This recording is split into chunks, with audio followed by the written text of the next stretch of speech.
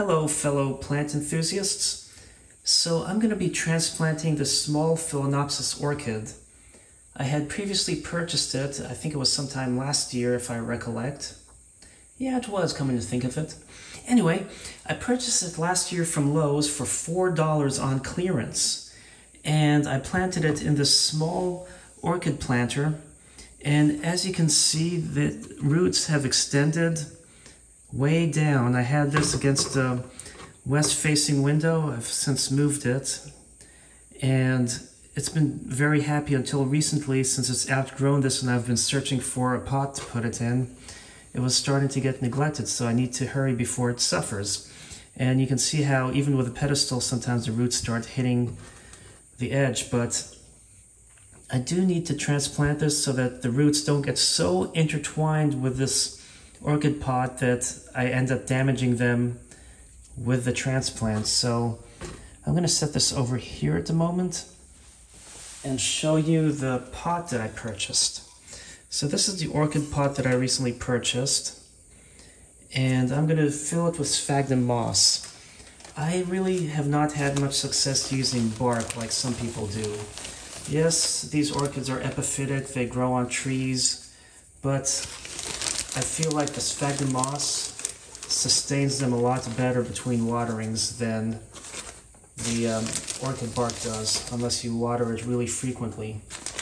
And I have a bag of the moss that's almost empty, so I guess I can't use all the little bits under there because the little powdery stuff, you can see it coming down, will end up just spilling out when I water.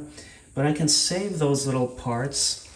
If I want to grow my own sphagnum moss, I can set it on some peat moss in 100% humidity with bright light, not necessarily direct light, you don't want to burn them in moisture, and they will revive. I do have some videos on reviving sphagnum moss, and maybe I can even do more.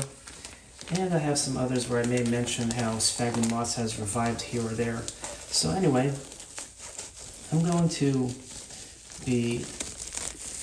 It's always the newer ones that are very stringy when you first open the bag, and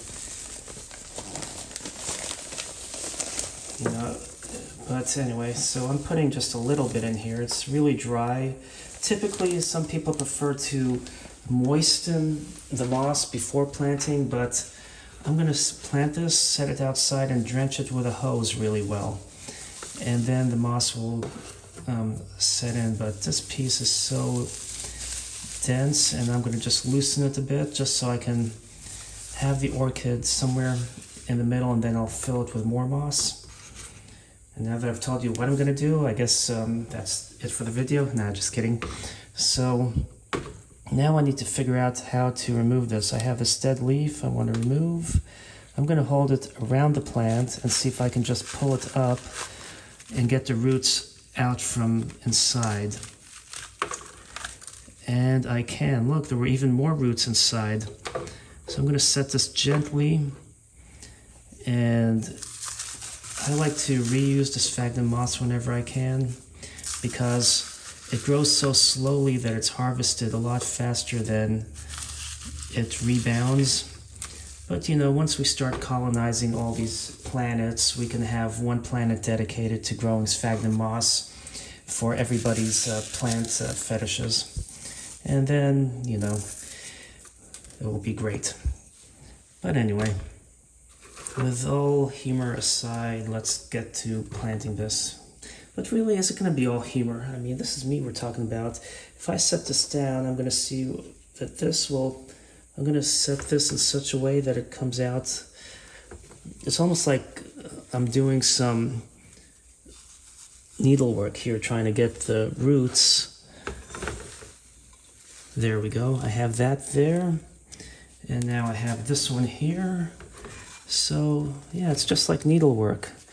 Working on getting these. If I have this here, I have to look at it from the side. And I'm going to bring it out that hole right down there. And you have to do this carefully, trying not to damage the roots. But it's working so far.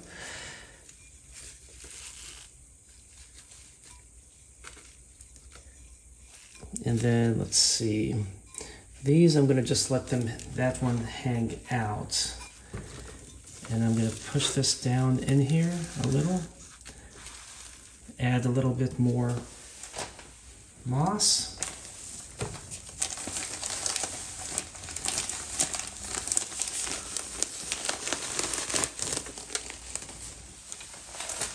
It's always good to have these seed starter trays as a means for collecting debris so you don't make a mess, and you can recollect the excess moss to reuse or soil or whatnot. But this sphagnum moss sometimes has debris in it. Oh, I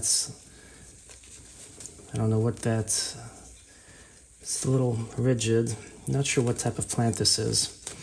I was reading an article recently about how so many people are becoming very plant illiterate these days, that even with schools in England, people aren't majoring in botany or anything, and it's become an issue where so many municipalities are needing botanists. You know, they want to check when they drain or work on wetlands and things, how things are being affected, and they don't have enough people studying those fields to fill those positions. So if you're young and wondering what to do when you go to college, and you could consider botany. I didn't think about it back when I was in college, although I enjoyed botany classes. I majored in biology for my bachelor's and then ended up getting a master's in climatology because biology really wasn't a very good viable field unless you go for a PhD.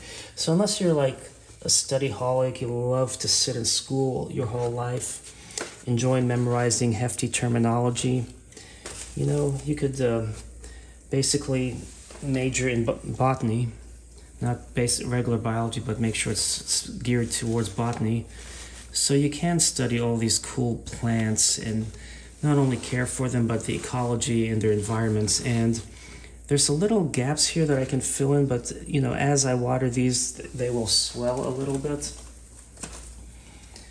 So basically we'll put them there. We're about done, and it's ready for watering.